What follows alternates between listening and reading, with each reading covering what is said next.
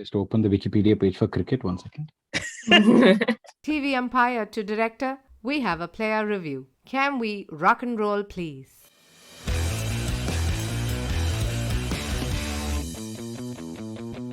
Hello, and welcome to Bits and Pieces, your friendliest cricket podcast. We are friendly when everybody is nice to us, but otherwise we are not so friendly when India is losing. This is episode 29, and once again, like the last 28 episodes, we have a completely new panel. I don't think the four of us have ever come together, so this is the first time we are doing this. And today's entire episode is just going to be about ODIs. Yes, it's a cricket format that's close to death, and we thought that we will do its obituary. We'll have a few thoughts, and just like any funeral, we'll reminisce. We'll talk about some great ODIs that are being played. Starting off, all the way from UK, we have Rachana. Rachana joined us earlier to talk about women's cricket, and she's going to join us today as well to talk about women's cricket, but in a slightly different form. Say hi, Rachana, and just tell us about a really memorable ODI that you have watched, and just share it with us. Hello, everyone. So unfortunately, my example is not women's cricket, but men's cricket, because that is actually my most painful memory, which is the 2003 India versus Australia World Cup. Now, India did brilliantly until that finals. I have 2 scrapbooks where I have taken photos, everything right from Ashish Nehra's 6 for 23 to Sachin's million centuries plus the outs that the 90s, the many 90s that he managed to get out. And then that finals where Ricky Ponting scored that 140, and then everybody in my school was like, he has a spring in his bat. I don't know if you all heard that rumor, but this was something that we were all convinced by, and we were told, or we apparently heard that there's going to be a rematch of that finals, but that rematch never ended up happening, and it's still one of my most painful memories. And I stopped my scrapbook since, and I don't think I've followed men's cricket after that. So yeah. Wow. Inadvertently, Rachana, you have revealed your age while talking about the rumor of the spring in the cricket bat. People who are a little older than you will remember that rumor from an earlier painful ODI series. But then we will talk about that as well. We normally have just one person joining us from UK, but not today. Today is the British Raj. We have another person, esteemed writer for Cricinfo, and does some other cool things on the side, but mostly to do with cricket nostalgia. Say hi, Sidin. Hi guys, my name is Sidin.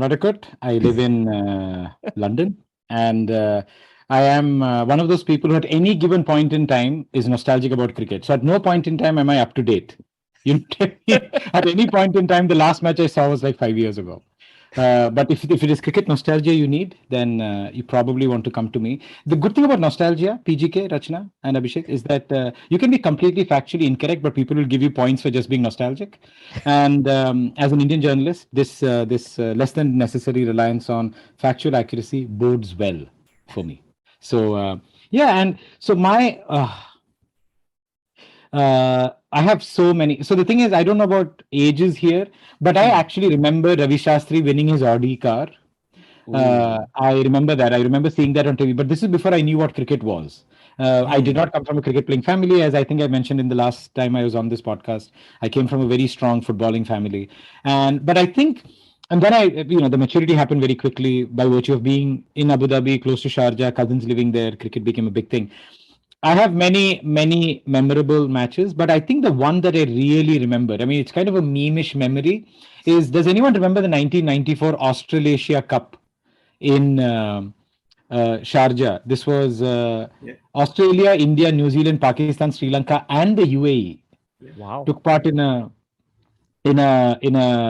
tournament, and this is where I don't know if anyone else remembers anything, but this game for me is memorable because Atul Bedade played in the India-Pakistan match, and this was a terrible period. I think this was a brief period when India-Pakistan matches were just terrible because you had Basit Ali who would just whip us every time we played him, and Sachin would do well enough for us to like Sachin, but not so well enough that India would win. I'm on Twitter. Send me your feedback there. But Atul Bedade, if I remember correctly, hit 4 sixes against Pakistan, if I remember, in that match, and then promptly got out. and it was an entirely pointless effort. But I remember thinking, this guy is going to become big. Never heard of Atul Bedade again after that. So yeah, so for me, that match is hugely memorable. But also many matches PGK after that, by virtue sheer by virtue of watching them in engineering college. We can do an And we entire will segment cover on. all of those We'll cover all of today. that. Yeah. So that's my very Um, long unedited monologue. Yes, please. The third person who's joining and rounding off a panel is actually the only one among the four of us who actually seriously watches men's cricket. Say hi, Abhishek Chopra, and tell us about that one memorable ODI. Hello. Good to be here again. Just to respond to Rachana, the spring conspiracy theory first came into being in 1996 when Sanat Jayasuriya flayed us to all parts of Firozshah Kotla. And not Firozshah Kotla, he flayed us across all parts of Asia. There are balls that are in Singapore right now from Bangalore. So yeah, that's orbiting around the earth. So that was that, and the Atul Bedade game is something that I also remember watching, and I mean, it was the exact same feeling as Sidin describes, in the sense that we were completely convinced that not only was India going to win that match, which was terribly wrong in the end, but also that this guy is going to go on to do great things, which was again completely wrong. But that exhilaration that you felt when he was hitting those shots in a white helmet, I remember very clearly, was just phenomenal. And I mean, it was a long time since you, as an Indian fan, a young Indian fan, had experienced something like that.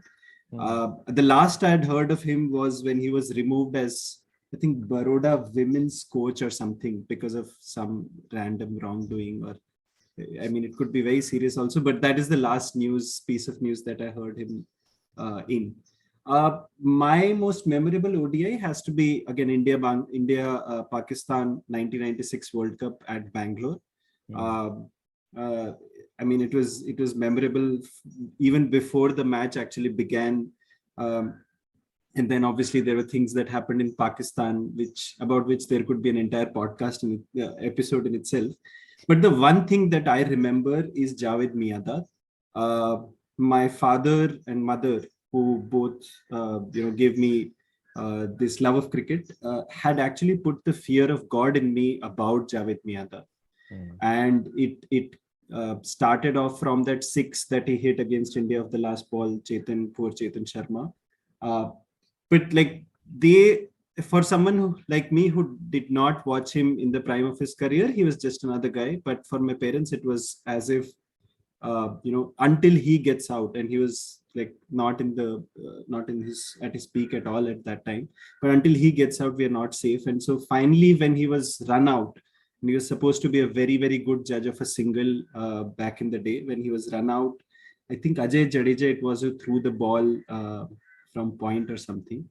That is when they finally believed. And I mean, it was a very sad exit, full of ignominy for him. There's some world record that he wanted to have about the number of World Cups he had played. So it for them, I mean, even as India won, it was the end of an era, and they probably breathed a sigh of relief. But I mean, for me, just to see them go through that during the entire day was quite something.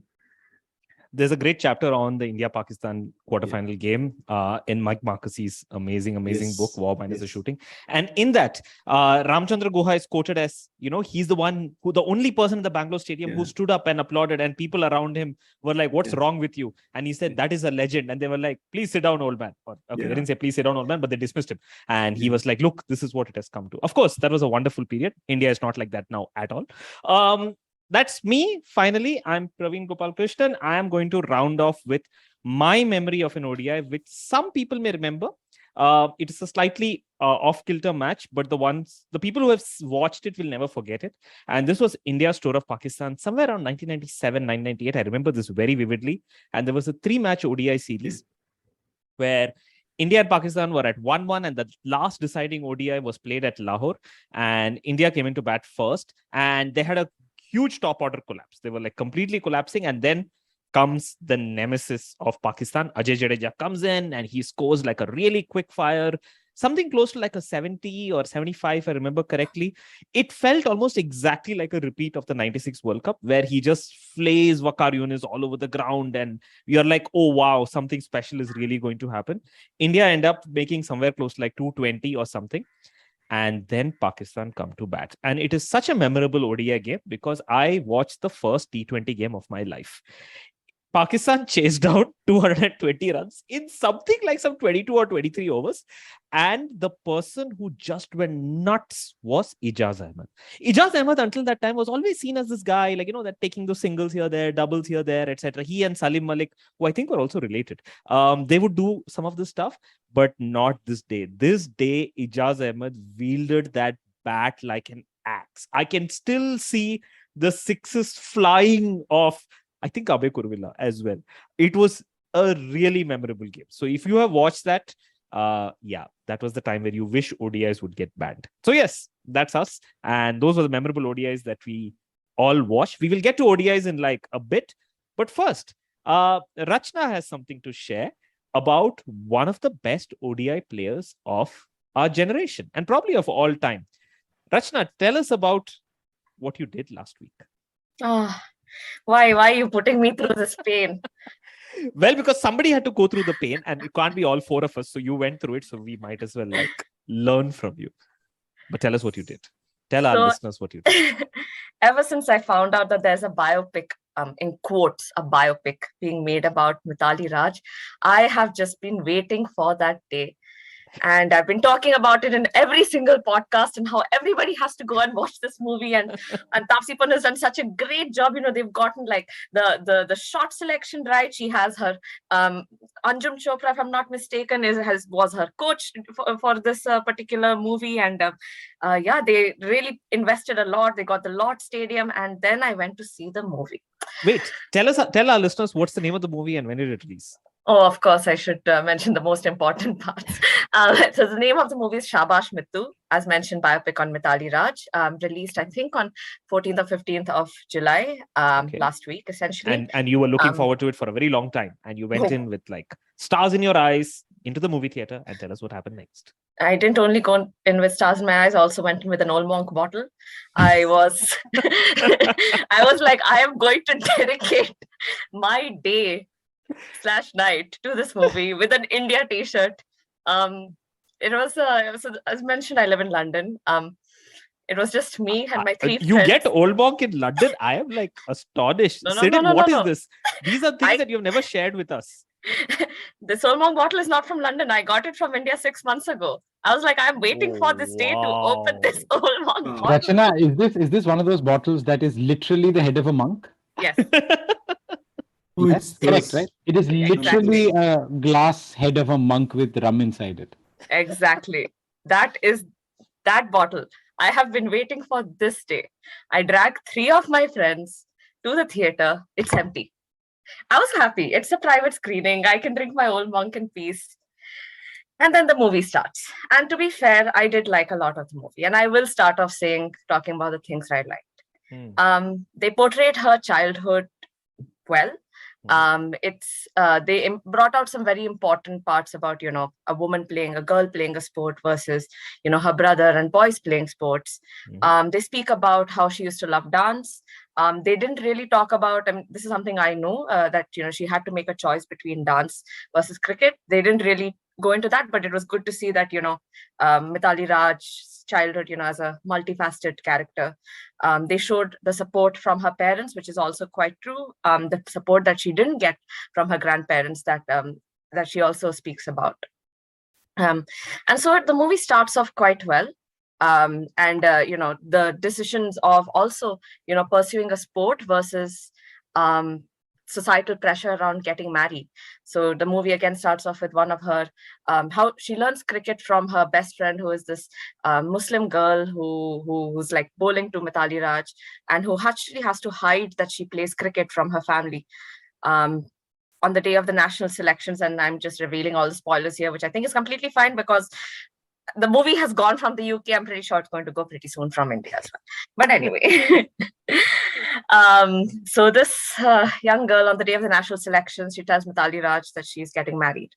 And it's a very important point because this is potentially the story of many young women in India, especially given that most of the women cricketers today in India are coming from small towns, small villages where it's just by chance that they happen to get into cricket. Somebody saw them play, and that was also Mithali Raj's case as well. So her coach Sampath Kumar, he just happened to see her because he used to coach her brother, and he was like, this young girl has potential. And I was reading reviews of, I have a friend who also trained a bit under Sampath Kumar. He's like, they portrayed that character really well. So these are some of the good things that came out of the movie. They mentioned then this is where things become a little shaky. They drop things. Much like India's middle over innings when they go and play. But okay, go on, let's continue. Exactly. Much like India's middle over innings, both in men's and women's cricket. And so they drop some important points, which I think are relevant, but they just touch upon them and they don't substantiate. For example, in one match when Mithali Raj scores her double century I think it's her first test, if I'm not mistaken, or one of her first couple, she's like, I wish the match again didn't end in a draw, which is a point that we have spoken about even on the last podcast I was on, that why are women's test matches 4 days? Every single test match in the past 10 years has ended in a draw, and which again takes away the interest from a game.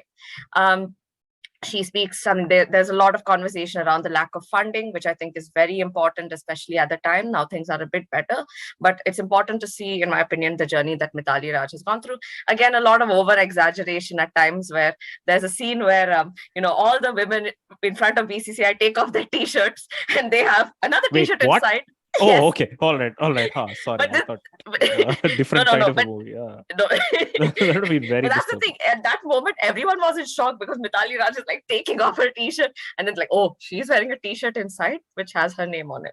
Anyway, there are things like that. That's a little much. And then they speak about the challenges of women having periods while playing matches, which again I have not seen I don't think I've seen this in a sports biopic or a women's sports biopic to date. And it was, again, they just touched upon it. Again, an important point. But yeah, again, with all biopics, there's this question, what is fact and what is fiction? And, we had a long discussion about 983 where we discussed they got most things quite right.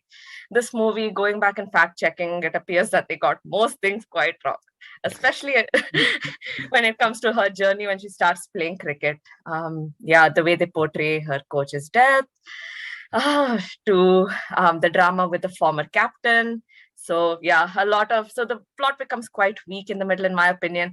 And then by the end, so apparently this all happened during COVID and they weren't able to shoot. So instead of actually showing, acting out the 2017 World Cup, they basically showed 15 minutes of the actual replays, actual replays with the players. They actually took footage from this 2017 World Cup and put it in the movie. Wow. Yes, about 10-15 minutes. That is a bigger achievement than anything else. Do you know how possessive BCCI is about footage? That is a good point. Apparently, they didn't have any other option because of COVID and they couldn't shoot. But suddenly, while it was playing, I was really happy. Oh my God, I'm actually getting to see this footage, because this footage of the 2017 finals is not available on YouTube, at least. I've struggled to find at least the full match. So I got to see more of the finals in this movie than I have been able to find online. But again, I think for people who are there to watch the movie, like my friends, they're like, "Ye kya ho raha hai? What is going on?" Because in those stills, it's none of the actors in the movie. It's actually Deepti Sharma and Smriti Mandana and the actual Julan Goswami, who has a counterpart in the movie called Jhona Ghosh. So it's suddenly a little confusing, and then the movie ends. So yeah, and then I left the movie and I was I'm happy they touched upon some important points, but then with every passing day, I was I am sadder and sadder. And I was I wish I didn't use that old monk bottle for this movie. But I have to mention one thing. I still have some old monk left, and Julan Goswami's biopic is coming up, played by Anushka Sharma. And when that happens, I will go and finish that bottle. Rachana, one thing I wanted to ask: did they cover, her acrimonious interactions with Ramesh Pawar they didn't touch upon it at all? So there was no Ramesh Pawar because they had a female coach who was the former Indian captain. Again, this seems more fiction than fact. But yeah, no Ramesh Pawar. Yeah. And did they have a scene in the film where she's shown reading what, Rumi? Was it Rumi or something else? No, it wasn't Rumi. It was a fiction book. That was. They show although some she's read it books. more than once, if I'm not wrong. Yeah. They show her. They portray in a way that she's coming from a lot of privilege, which also is not right because they don't show her parents' support. Like what people don't know, and I think this is important to say, is that, you know, all of the women cricketers until the early 2000s, they were supported by their parents to pay for the matches, or if they could manage through some other job. Her father actually had to take up 2 jobs in order to support her. And this, again, doesn't come out during the movie. The other thing I want to mention, which is, you know, what Murli, one of our other podcasters, mentioned in the last podcast I was with him. One of our other 15 hosts. Yes. One of our other 15 hosts. So he was like, there will surely be some love story. Some Haryanvi boy is going to be there. And that's why Mithali Raj is 2 states. That's why Mithali Raj is like no longer has made like, you know, very vocal declarations of how she has no interest in getting married and how she, you know, like she's done with relationships. The thing I really liked about this movie, it did not have a love story. That's nice. Yes, like they didn't dramatize that bit. They didn't show, like they speak about some of the challenges again, you know, women, all of them together, you know, somebody getting married, etc. But nothing around Mithali, nothing really around Mithali Raj apart from, you know, her complaining to her parents saying, "Do you not want me to get married at all?" So, which was a different take, but also, yeah, it was good to see that part was not hyped on, and so the movie definitely did not fail the Bechdel test. I mean, I have so many questions, sincere questions, and not comedy questions. Like, for instance, does it reflect how important she is in the scheme of women's cricket? Does that come across in the movie? This is one of the challenges that I had, and also some reviews have also spoken about. It doesn't. It speaks about her role as a captain, but not as a role as a player. And I think there's a really important distinction. Like they barely touch upon, you know, the number of runs she's made, the fact that she, you know, in her first ODI, she made a century. That doesn't come out. And then the hard work associated with actually being a good cricketer. So it doesn't do justice to that. It focuses more on, I would say, the politics, her journey part of it, which I understand there's a reason behind as well. And yeah. And the other thing, and this is not so much a question for Rachana, but just a general observation, which I think is maybe ironic, maybe logical. I find it really funny that Indian films do sports better when the sports is fictional, have absolutely no idea how to deal with sporting events if they are real events. So they're very good at fictional, like Iqbal, they're very good at all of that. They can just make up an interesting sporting event. The moment the event is actually real, they have no, like, it's as if, when I say they, you know, the industry, I guess. I find that really interesting. They just really struggle to dramatize actual sporting events. Wonder why that is, though. I'm wondering, but yeah, I think that's true. Perhaps one possibility could be that when you make a movie about something that's really happened, you fundamentally need to get quote unquote buy-in from like a lot of people who were involved in the event, and so hence the whole thing becomes like a design by committee. So you're forced to like shove in things that the studio wants you to do. You're forced to shove in things that some players tell you, and so that's not really true when you have like a fictional thing where you can practically do anything that you want. There are no constraints that way. Perhaps that's the reason. Did they name anyone else? Any other real characters, Rachana, besides Mithali? So that's a very interesting question. So most of the players they didn't name. They named some of the players, actual names, who are no longer famous or who are no longer like getting selected. So for example, Veda Krishnamurthy did a very good job in the 2017 World Cup, after which she's, you know, she's trying to get through captain of the Karnataka team, but not really, hasn't really made it. So they mentioned her. They've obviously mentioned Sampath Kumar, and they mentioned Shanta Rangasamy, who was the head of the former Women's Cricket Association and former India captain.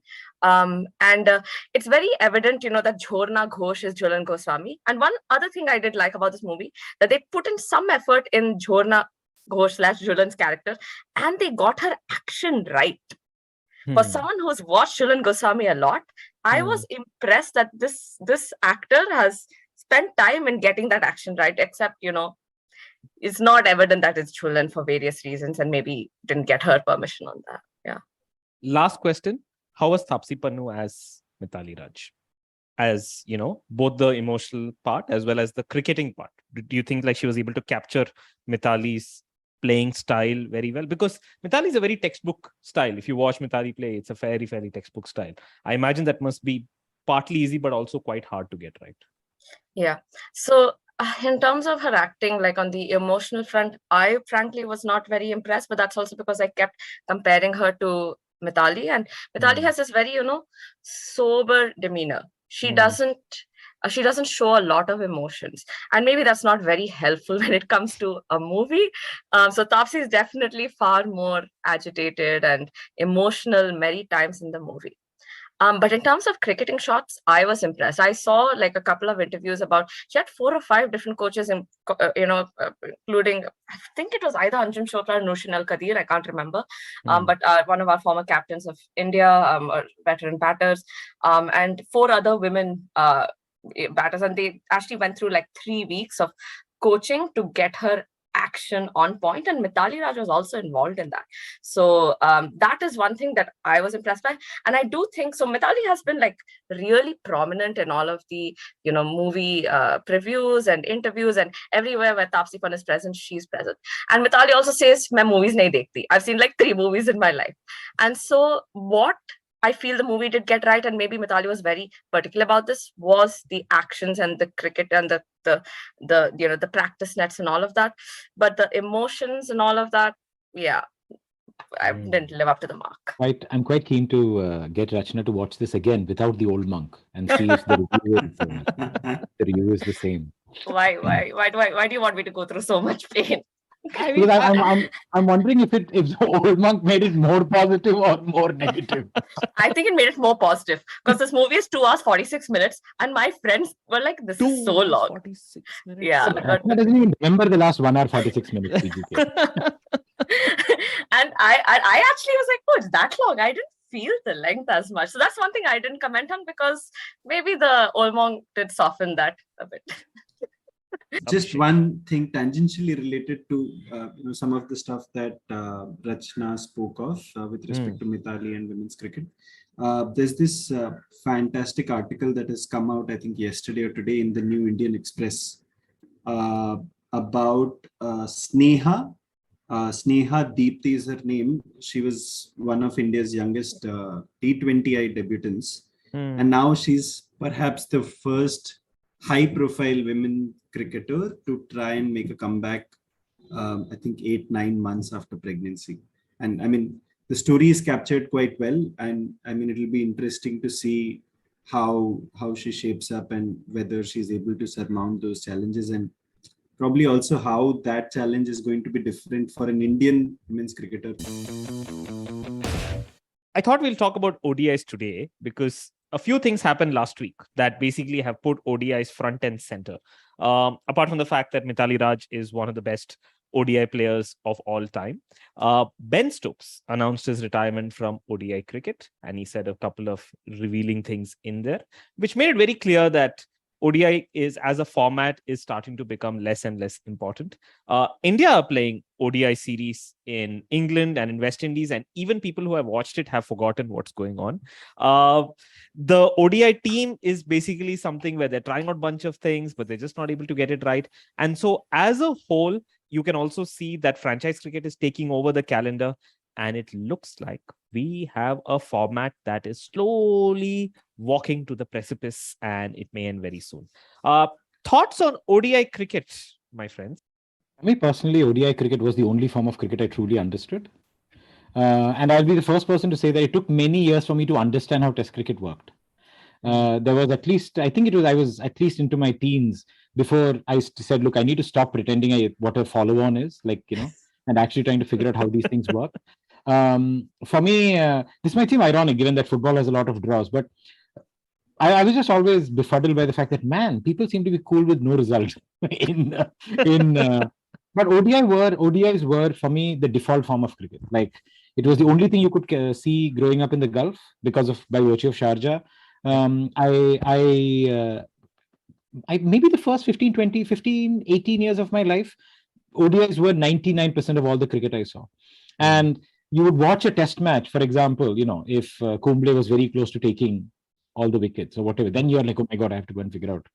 But I mean, Test cricket just seemed like one of those very, very long award-winning movies where you can skip large parts of it. And then you can come back to the end and figure out the denouement. Well, ODIs, you just... today, I don't think I would sit through an ODI with the same consistent levels of intensity. I don't think I can do it for 8 hours. It's a whole working day when you think about it. So for me, ODIs were all cricket. And I think I still have that 40-year-old's fondness for that format because of that. Rachana? So as you mentioned, PGK, at the beginning, that women's cricket is dominated by ODI. Yes. Test cricket results in a draw. T20 is still a relatively new format, and also coupled with the fact that women's cricket doesn't have as many. We don't have as many matches compared to men's. I'll also say that women's ODI for women has actually been on the rise. Now, I don't know if you've been following the latest England-South Africa series, women's ODI series. In the last two ODIs, the second game, England hit 337. In the second game, England hit 370 plus. Now, this is reminiscent of, what men's cricket was in a way about 10, 15 years ago in the early 2000s when ODIs was at least from my perspective, was the most prominent form of cricket at the time. And this is, I think, a really important point to make, because if you look at women's cricket ODI scores, until maybe a couple of years ago, 240, 260 were decent scores. Even if you saw in this World Cup, 280-ish, 290 good scores. But now, we're seeing England out there hitting 350 plus. Australia, New Zealand as well has had a very good run with the bat, and so I find it quite interesting that the turn that women's cricket, the direction women's cricket is taking with regard to ODIs as being like the main form of cricket versus T20s and certainly tests. Yeah, it's also quite interesting because you spoke about Mithali Raj, and Mithali Raj, despite a career that spans almost probably more than 2 decades, has played just 12 test matches. That's it. 10. Really? It's 10. I checked this morning. Oh, wow. Okay, then I'm wrong. All right, just 10 test matches, and she's probably played closer to, I think, 250 ODIs, if not more. So I think that itself is quite illustrative of how important and central ODI cricket is to women's cricket. Abhishek, thoughts on ODI cricket? I started watching cricket properly in the 90s. And I mean, when I think back now, I'm very, very sad about the fact that when it was Sachin's prime, we hardly played, not hardly, but we played very little test cricket. And so during the 90s, ODIs was everything, all of cricket, as Sidin mentioned. And I feel very differently about it now compared to how I felt about it back in the day. There are weekends when I still, give it my 8 hours as is required. But on a weekday, given so much of it is happening other than the World Cups, or if there's a match in Bombay, for example, which you can go watch at the stadium, it's very difficult to really figure out what's happening in that format. And also, I think when I started watching it, there was, an element of knowingness about ODIs, because you had these phases, right? Great Batch and Jayasuriya and all of these guys would smash the shit out of bowlers in the first 15. And then in most conditions, spinners would come in and you would have these ones into twos and Ranatunga and Arvinda De Silva strolling singles, etc.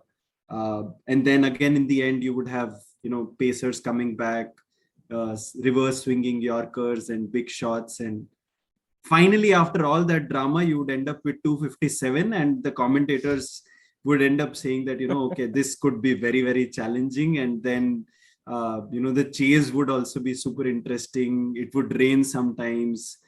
Hazar rain rules were there at different points in time. There was an entire flavor to the whole thing. You knew what was going to happen, and there were variations of 2-3 templates that were going to come up, but you still wanted to watch it. And obviously it would change across conditions, but back then we didn't get to watch a lot of live cricket across the world. It was either, India, Sri Lanka, or maybe a couple of other countries. So it was a very fascinating format. And I mean, I don't know if this is an apt thing to say, but it's almost like first love, which has gone wrong, or you're no longer excited about the memory of it. That's what ODI cricket signifies to me. I don't think I've ever really warmed up to T20 cricket, because I mean, it perhaps shrinks the best parts of ODI cricket. And I mean, that at least that's how India play it, which is not the way to play it.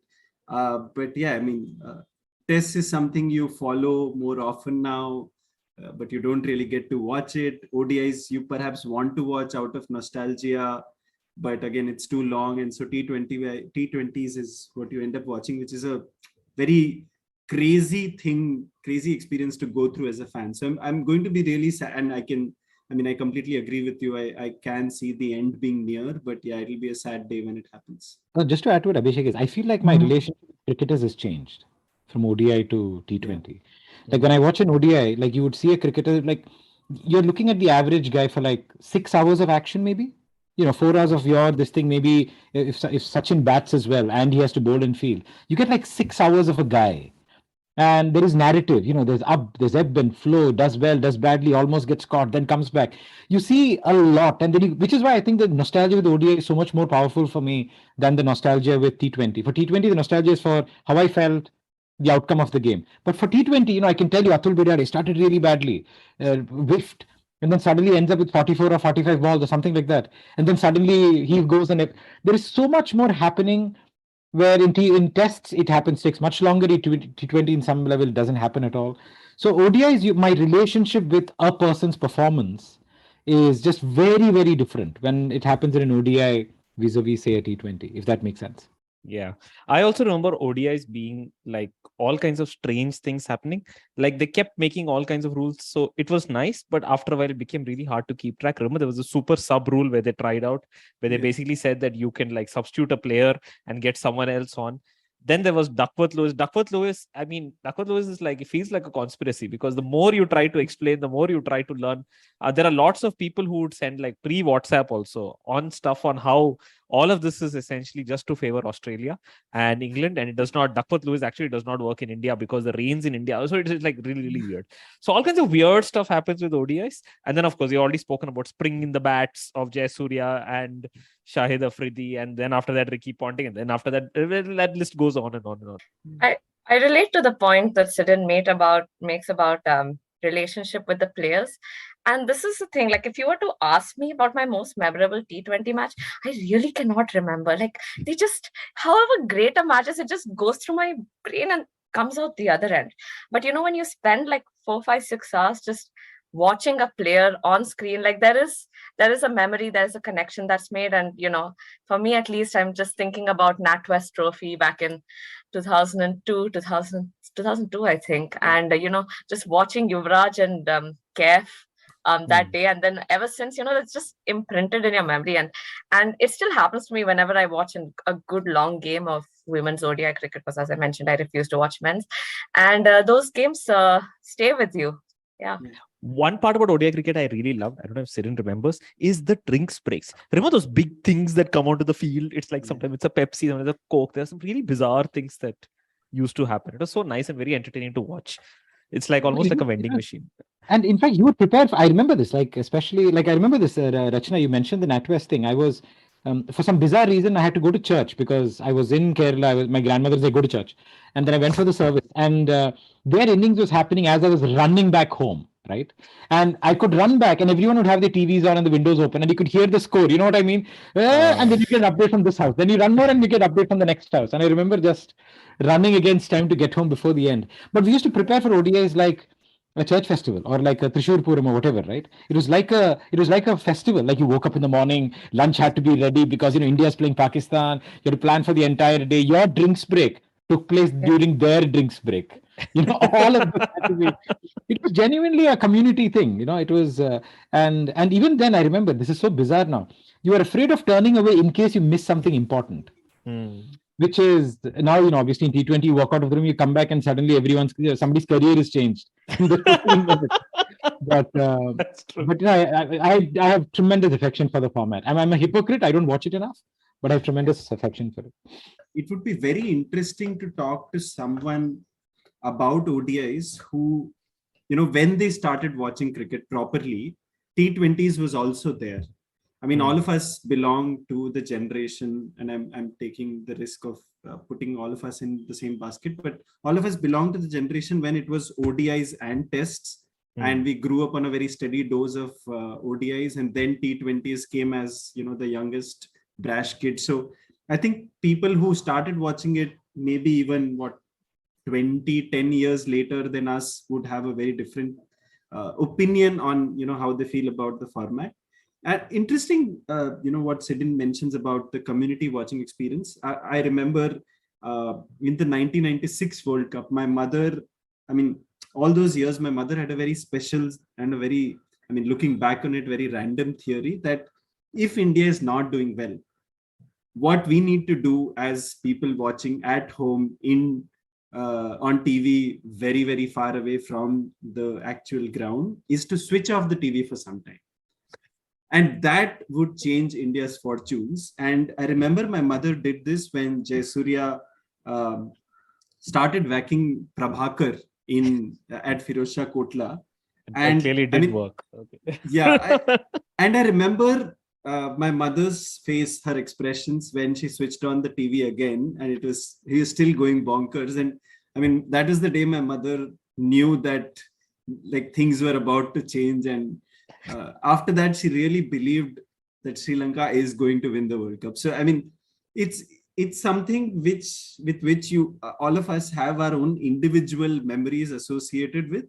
And there's also like things that you can find in common with a lot of people. And maybe it's just the age that's talking, but yeah, it is still really a special format. The agony of having an ODI when you're in school. I don't know if you guys remember. Yeah. And then getting updates during period breaks and man, a lot of nostalgia there. No, I was saying there is no phone, there's no WhatsApp, there's nothing, Sidin. So when you're stuck in school, you're just like, it's just rumors flying. Sachin is out. Sachin is out. Sachin is out. Are you sure Sachin? No, he's not out. It was an and there would be one kind teacher who was also a cricket fan. Exactly. Who would let kids above like a certain class, like 7th or 8th is when you were supposed to be a little mature to like be able to go to the TV room with that teacher. Like, if you were only the teacher's favorite, it could be the games teacher, music teacher, whatever teacher. And he would take you to the TV room in the school, and you would get to watch bits of it. And then he would have a really tough time to shoo you away because the break was going to be over soon, and he would get caught. And it is like, completely bizarre how you felt in those moments. But it was also supposed to be like the done thing. It should happen every time India is watching a match and you're stuck in school. India is playing a match. We'll end with one very interesting hypothetical alternate universe thing. Let's say we had to save ODIs. If we wanted to make ODIs more interesting, make ODIs great again, what would we change about it? And let's have fun. Let's just go bizarre. What would we change? Don't tell me stuff like, oh, we should make it like, some greater marketing. No. Something very bizarre. If you had to make ODIs from scratch. Everyone should bowl. Everyone. All 11 people should be required to bowl. Like I would make ODIs, like everyone should bowl at least like 5 overs or some such bizarre rule. Like I think ODIs need that kind of some sense of silliness needs to, Yeah, imagine watching Nayan Mongia bowl. That would have been like, ODI would be like so T20 today. There'll be no T20 today. Let the bowling team decide at any point in time what kind of ball it wants to use. Like in the second over, you could use a ball that is supposed to be like 45 overs old, so that you are playing reverse swing 1 over, and then next over it's seaming and swinging around. And the other thing, which is a very controversial hot take, is I would definitely allow ball tampering. Nice. And let's have the bowlers who have suffered for so long at the hands of tiny boundaries and one new ball at both ends to really like have a good gala time in ODIs and just like go bonkers. And let's have batsmen. So it's not just sandpaper. You're like bring hammer, sickle, everything that you want. I mean, bring it all. As long as it's round, it has a seam. You do whatever else you want to do with it. So you're basically saying you bring your own balls. Yeah, bring your own balls. Bring your own balls. Hey, but this is a watermelon. Shut up.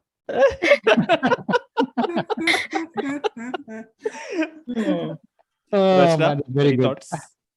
For me, very simple.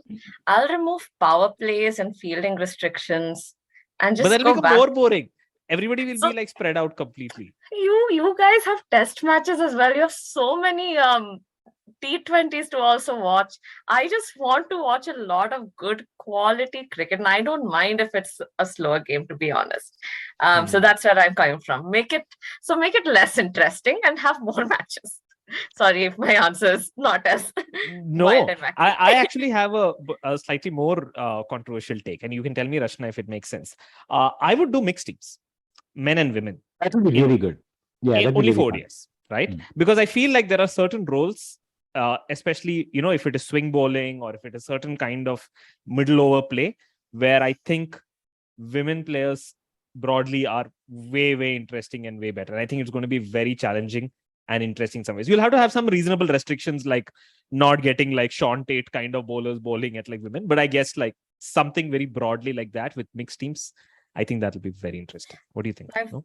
debated on this a lot. I'm actually quite mixed on this, actually against it at this point, because for mixed teams to really work, you need to start practicing together. Women aren't Sure. used to that kind of pace when it comes to bowling, and now I've spoken about in previous podcast episodes as well. It's getting better. You're seeing younger mixed teams, and women are getting that exposure. But at this point, I don't know if we're ready yet, and there's going to be just a lot more reliance on men for various reasons. For a friendly match, yes, and if we put in the right kind of restrictions, like Yes. only X number of overs for like these fast bowlers or something like that, sure. But yeah. And only 5 watermelons, not more than 5 watermelons. But Just before, I know you're winding down. Do you remember there was a proposal way before T20 where they wanted to break up the 50 overs into 4 Yes. sets of 25, Yes. and then you keep swapping so that you would bat, then bowl, then bat, then bowl. Yes. I remember this, and this was to even out the effect of the pitch and stuff like that. That was very interesting. Yeah. Sidin, would you also remember something called Max Cricket, which is the only format in which VVS Lakshman actually captained India? So Max Cricket was the brainchild of this guy called Martin Crowe, ex-New Zealand great. And the funda was that he wanted to have a fun format, but like also promote the act of hitting, in the V in front of you, not behind you as Pant does these days. But so essentially what had happened was that you get a 4 or 6 or whatever, but front of the ground is a large patch where if you hit the ball, the runs get doubled, and they had 4 stumps, not 3, 4 stumps. And the other thing was it was also broken down into 2 innings. While it was limited overs, it was broken down into 2 innings for both of the teams. So really fun format, and again something that can be like tried out again. Okay, fun. Any closing thoughts on ODIs? Maybe Abhishek, you can just tell us about the ODIs and the schedule over the next few weeks. Rachana, you too. I would love to hear what's happening in women's cricket over the next few weeks. Abhishek, you should talk about it as well. So India is playing its second ODI against West Indies today.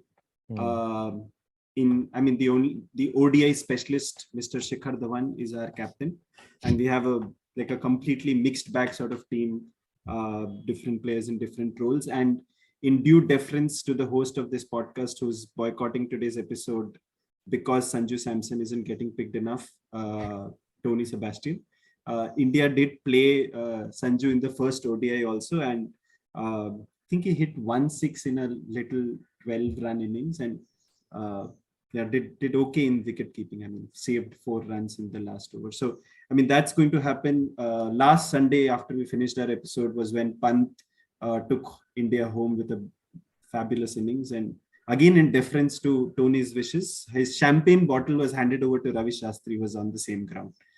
After that, there's Asia Cup, there's the Zimbabwe tour, And I mean, they've announced a whole lot of other stuff. South Africa is going to come here and play some more matches. So yeah, I mean, the ODI bandwagon, as much as we've called the death of it, is going to roll on because the World Cup is coming up.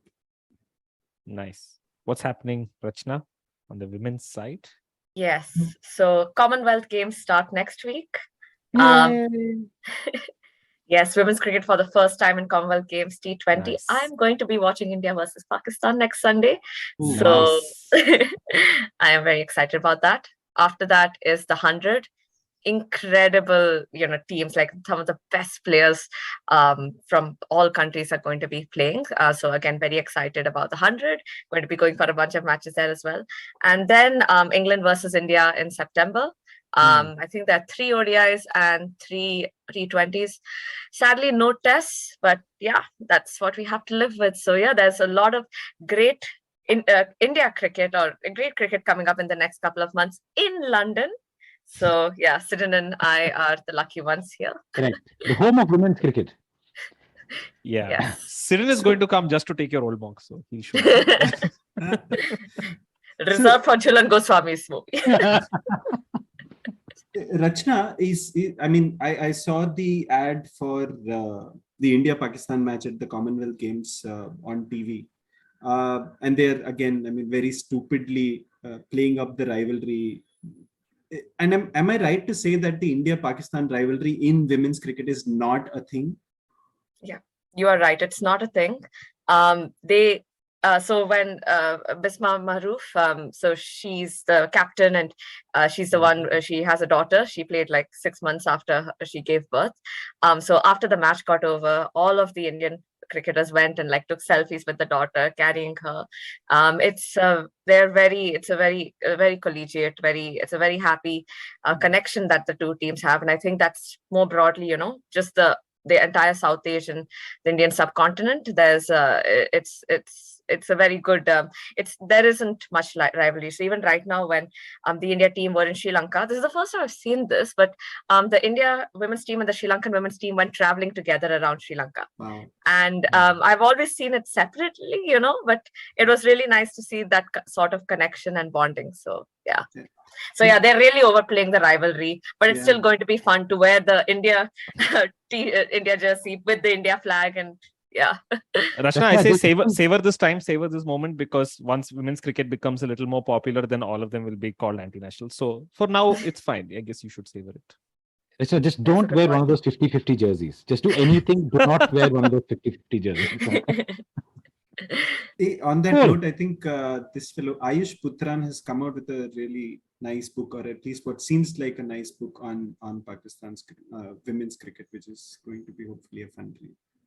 All right. We'll see if we can link it in the show notes.